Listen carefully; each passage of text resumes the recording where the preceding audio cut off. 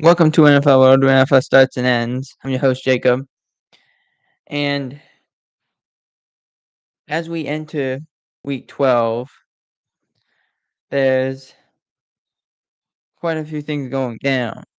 First of all, the Steelers have fired offensive coordinator Matt Canada. Canada was the offensive coordinator for, I believe, 5 years when Ben Roethlisberger was there. And we had said at the time, this offense looks putrid. They don't get down the field. They don't push the ball at all. They can't really run it. The passes are like 2 yards. And you're like, okay, they got Kenny Pickett. Ben Roethlisberger's gone. Ben Roethlisberger can't throw the ball anymore. So let's get Kenny Pickett. Let's see if he can throw it. It's the same thing. Offense looks if it's a disaster. Defense definitely carrying them. They can't run the ball a lick. It puts a lot more pressure on your quarterback, and we don't know if Kenny Pickett is good or not. Now, there's been multiple reports that have said different things. One report said this was Mike Tomlin's decision. Another report said that it was the owners, the active owner for the Steelers, who made the decision. Another report said that there was 2 people and one person didn't want to. We don't know who that is. So it's all circumstantial. And the Steelers did in fact promote quarterback coach Mike Sulivan. But the term they used was not actual promote. They used the term will help with the offensive coordinator duties. So that's where we're at. And if you're Pittsburgh, you realize, okay, can we at least have an offense at this point? Now, you're not going to change everything that you call, but can you at least have an offense? And for Kenny Pickett, this is a 6-game audition, just like it is for every other player. It's a 6-game audition for the offensive team. Can you showcase that you belong here? Or else, why do we make this move? Next up, we have this was an interesting thing. It happened yesterday. I was I couldn't believe that this happened. Well, first of all, the Lions who played this week were playing the Packers, and first of all, the fact that if I remember correctly, was the odds for it 7.5. Thought it was going to be higher, but I was surprised when this happened yesterday that the Colts had released Shaquille Leonard, formerly known as Darius Leonard. Leonard, a 3-time All-Pro, 3-time Pro Bowler, very well respected in the city of Indianapolis. But he was let go, and Shaquille Leonard was not happy about his playing time, only playing about 70% of the snaps. From down a few years ago, he was playing 99% of the snaps. Was not playing on third downs, and so he was released. Now, he was put on waivers because after the trade deadline, whether you're a vested veteran or not, you're put on waivers. You have 24 hours to get through waivers, depending on when you're put on, which then if you're not claimed, you will clear waivers, become a free agent, and can go wherever you want. Shaquille Leonard has a $6 million, $6.11 million contract, so no one's going to pick him up for that price. At least that's what everyone thinks. It could happen, but it would be pretty dumb to do that.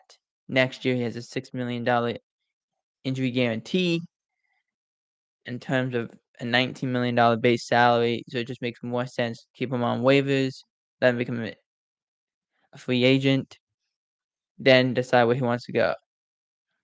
Leonard was displeased with not playing as much as he wanted to because Zaire Franklin really took his role, and he didn't play last year.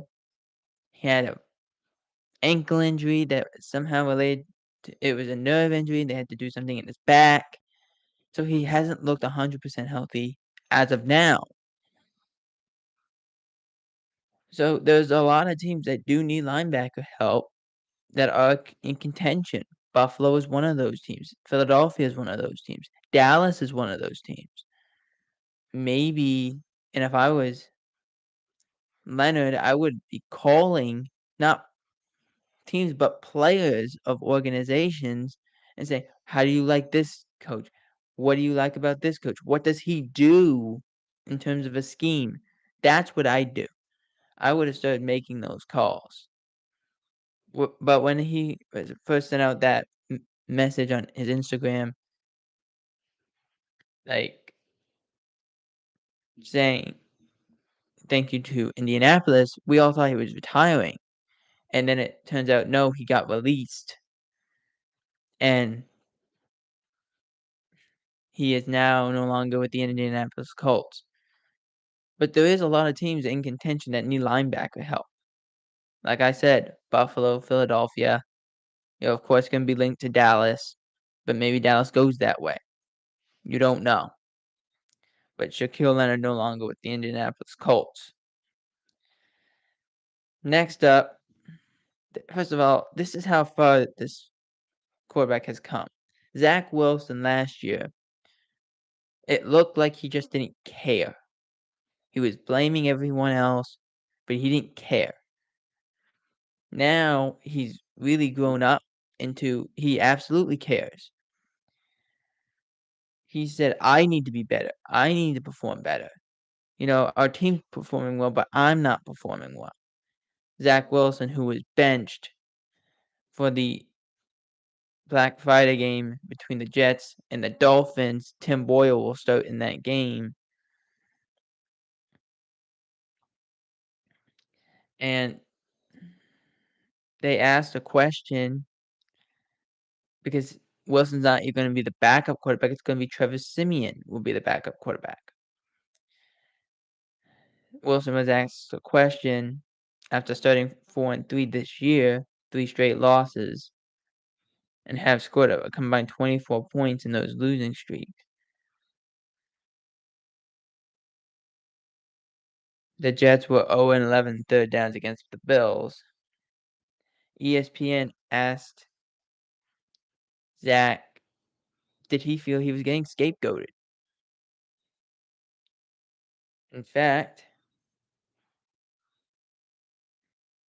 Aaron Rodgers indicated on the Pat McAfee show yesterday that Wilson is getting scapegoated. It's something that the young player disagrees with. He says, "I don't think I'm getting scapegoated. I absolutely don't think so. Absolutely not. I'm not getting scapegoated." You've got to look at the situation.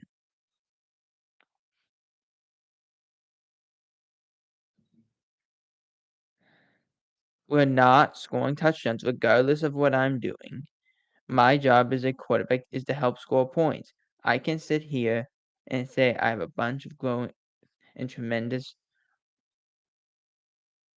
whatever this year, but if you're not scoring touchdowns, it doesn't matter. It really doesn't, and I get that.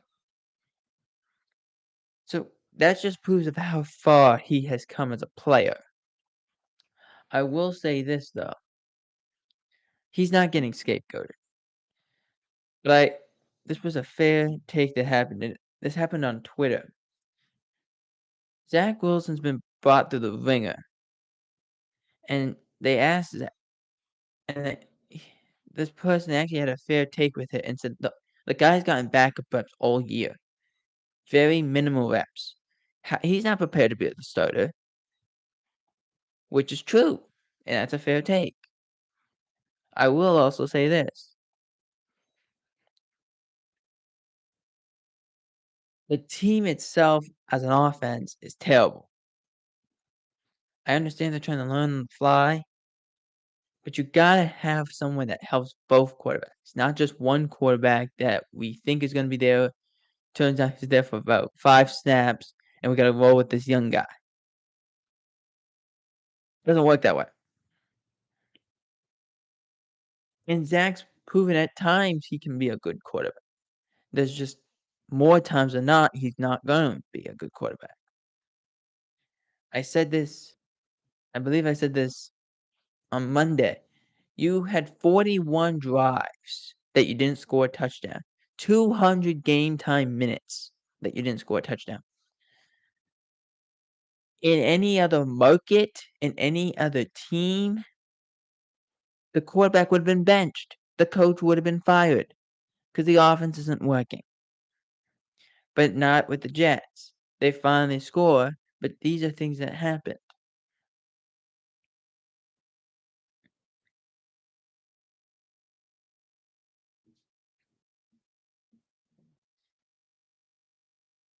Next up, the Chiefs' wide receiver struggles continue.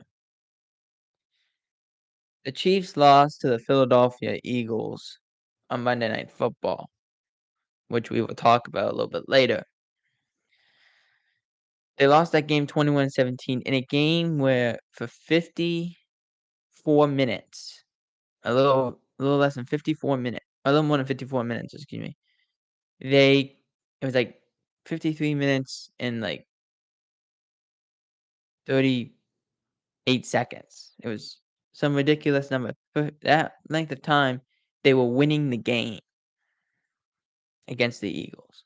And then Spagnuolo brings a blitz. Devontae Smith gets free.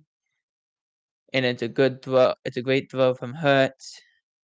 They get the ball on the 1-yard line. They do the brotherly shove, and he's in the end zone. But does he get free if Spagnuolo does not blitz on that play? I don't know. There's a lot that's going into this Chiefs game, and I will get into it. But one is the drops. The Chiefs lead the league in drops with 25. They, I believe, had 5 in that game, including a game-winning touchdown that was dropped. Now, everyone says, well, it was not a good throw by Mahomes. Yes, it was. It's the receiver's responsibility. If it's going to rain and you know you're going to have a final drive, that you get new pairs of gloves. You get a new pair. If I was a player, I would have my equipment manager go and say, okay, it's going to rain.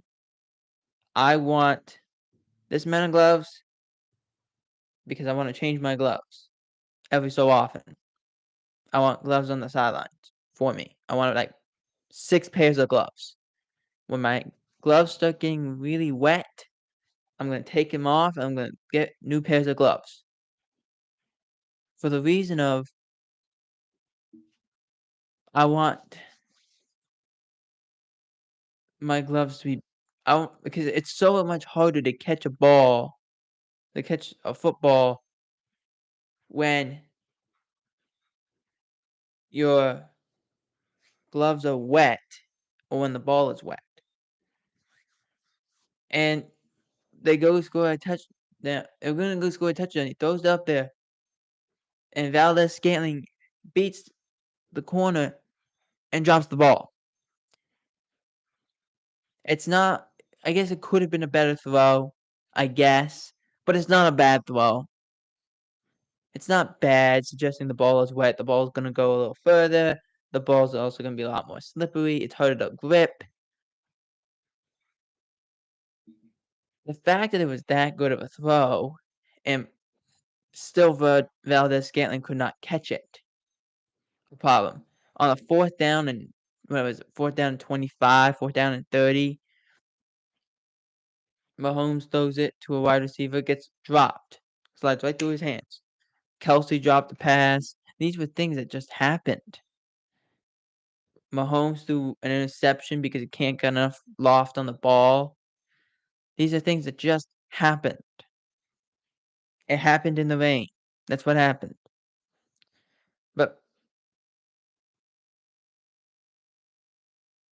you have to understand, they have wide receiver struggles. They were turning the ball over twice in the red zone. This Chiefs team did not score in the second half. I think Monday Night Football showed a stat. I don't know if it was for the entire half or just the fourth quarter. This Chiefs team scored 50, anywhere between 52 or 54 points in I believe it's the last quarter, the fourth quarter of play. That means they don't score in the fourth quarter. And they haven't scored in the fourth quarter in the last 3 games. That's gotta be fixed. The drops, not scoring in the fourth quarter, you're gonna lose a lot of games that way.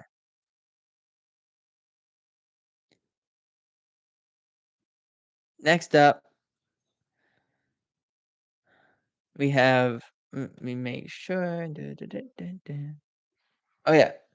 So, the 2 of the oldest quarterbacks in recent memory, Aaron Rodgers and Tom Brady. Tom Brady went on Stephen A. Smith's show, not First Take, his actual show. And he asked, why? Why is it? Because Tom called it mediocre quarterback play. And mediocre play all around in the NFL. And Stephen A was like, "Why? Why is there mediocre play?" And he said, "Well, and Tom's like, "Well, I think it's because of coaching. Coaching is not as tough as it used to be." And you wonder, well, why is Tom saying this? Well, Tom would know. Tom basically played in 3 different decades with 3 different sets of rules in every decade. When Tom Brady played, he started in 2000. You're trained with those rules. You get to 2010, that's when they really started to change the rules. So he had that decade that they changed the rules. Prior to him going to Tampa, so around 2017, 18, and then to the end of his career, they changed the rules the way they are today. So it's much harder to play the quarterback. Or because the quarterback can do so much now, the wide receiver can do so much now. Like, now you can't they've enforced illegal contact, so you can't grab him, you can't push him, you can't touch him, you can't do anything to him. And it makes it so much harder for a defender. Because you look at all the great players who played corner in the NFL, Darrelle Revis's, the uh, you have Darrelle Revis, you have Deion Sanders, Ronnie Lott played safety, but he was a corner before that. These guys that played Ty Law, these guys that played corner really were allowed to go and fight these wide receivers. And now you have corners they don't want to. They got the young corners that they're getting called for things that aren't exactly a penalty. And when a penalty, like Sauce Gardner, Darius Slay, um, Stephon Gilmore, they call a pass interference with the ball out of bounds. I don't know how you call that.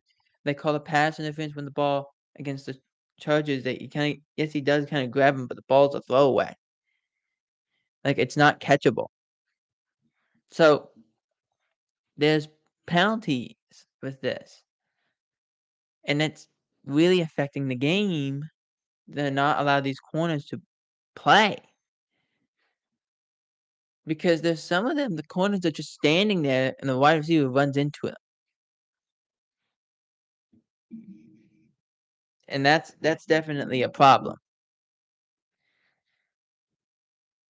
So, and then he went and said that the players that played against, if I remember, he talked about Ray Lewis And let me make sure I have the second name down. But when he was talking about Ray Lewis, he's like, Ray Lewis could not play today.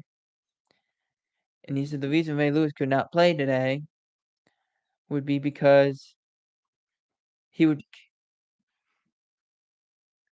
make sure I have it.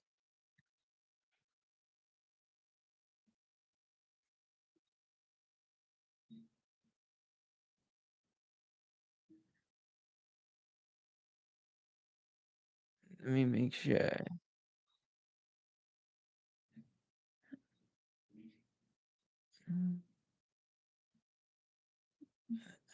I just saw it. Give me a second.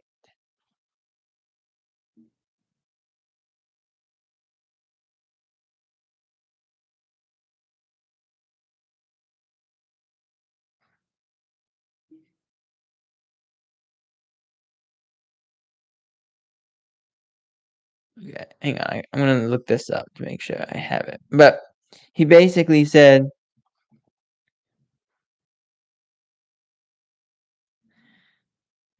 with his comments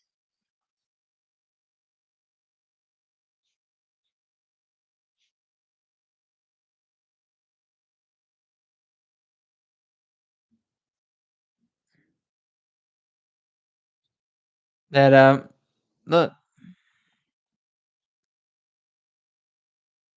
as good as it's been for Ray Lewis, he could not play today because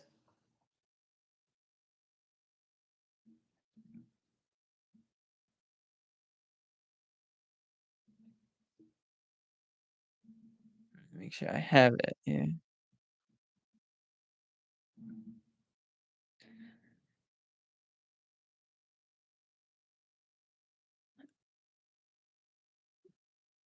Well, anyway, he says Ray Lewis could not play today because the game itself doesn't allow quarterbacks to really play the way they want to play.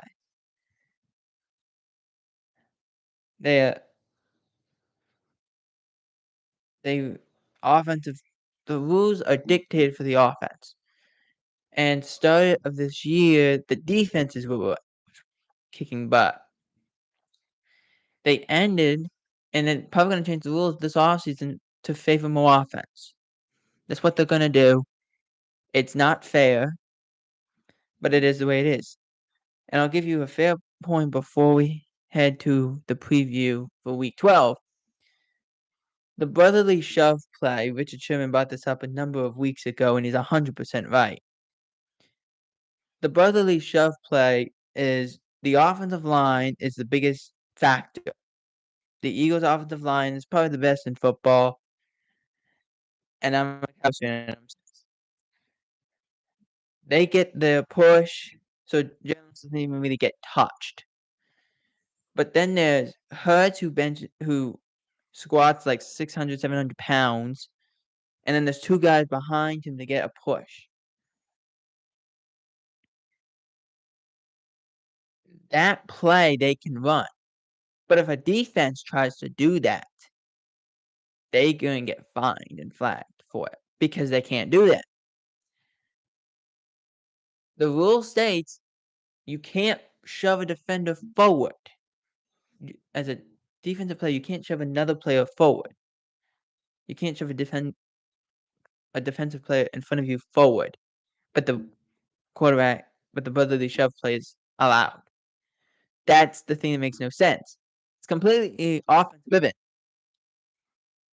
It's the same thing with the leverage play on kicks, on field goals.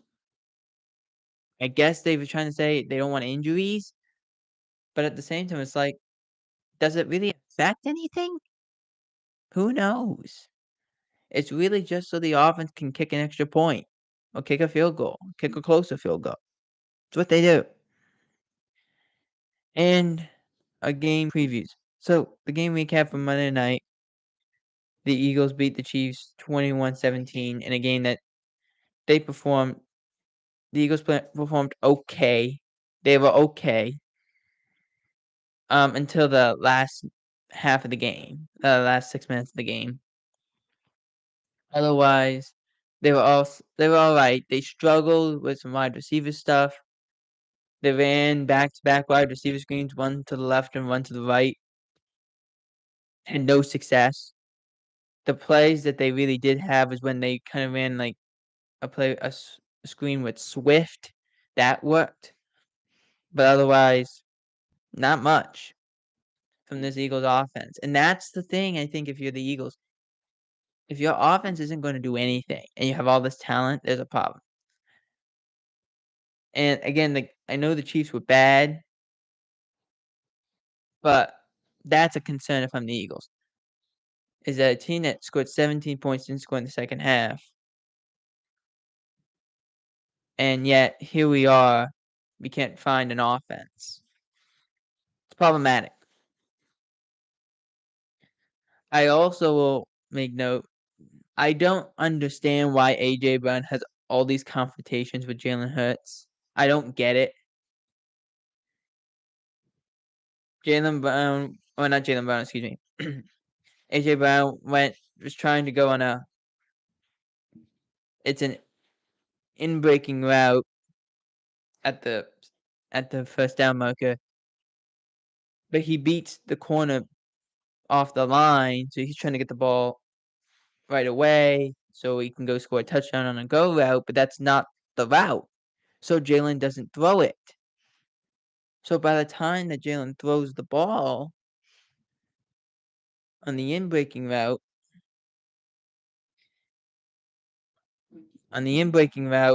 it gets intercepted. That's the problem. And yet A.J. Brown, excuse me, I don't know why I keep doing that. A.J. Brown gets mad at Jalen for doing that to him. And yet, we are the ones who, obviously, we don't hear what's going on, but when it's A.J. Brown, they're just having a disagreement on something. But it's any other player in the wide receiver, if they're talking to the quarterback like that, there's a feud going on. So it's not the same. It's not the same. And that's a thing that if A.J. Brown doesn't get his touches, that's a problem. And I get that. He's the number one wide receiver, but he's also gotta understand, it's not about you, it's about the team, not about you.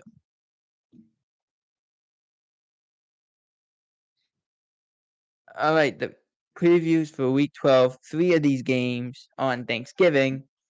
Let's first pick the Packers versus Lions in the 12 o'clock window. I have the Lions winning this one easily, 34-14, in a game that the Lions, I think, will win. They'll perform well. The Lions did not perform well against Chicago. The Packers only won last week because they faced the Chargers. So I have Lions winning this one 34-14. Moving on to Cowboys, Commanders at Cowboys in the 4:30 window. This is on TBS. The Lions Packers game is on Fox. I have the Cowboys winning this one pretty easily, 40-17, in a game where I think Dallas keeps it rolling. Dallas is trying to win their 13th consecutive home game. Let's see if they can actually do it. But yes, they will win 40-17. Next up, last game on Thanksgiving, 49ers at Seattle. It's not 100% sure if Geno Smith will play. He has an elbow injury. I have the 49ers winning this one. I'm praying that the Seahawks win this one. The Seahawks play the 49ers twice in 3 weeks. They got to win at least one of those. But I'm going to have 49ers win this one. It's a close game, 34-24. And final game we have is Bills at Eagles. If the Bills played the way they played the Jets, they win that game. They win this game. I don't see what the Eagles can do. But I will say this.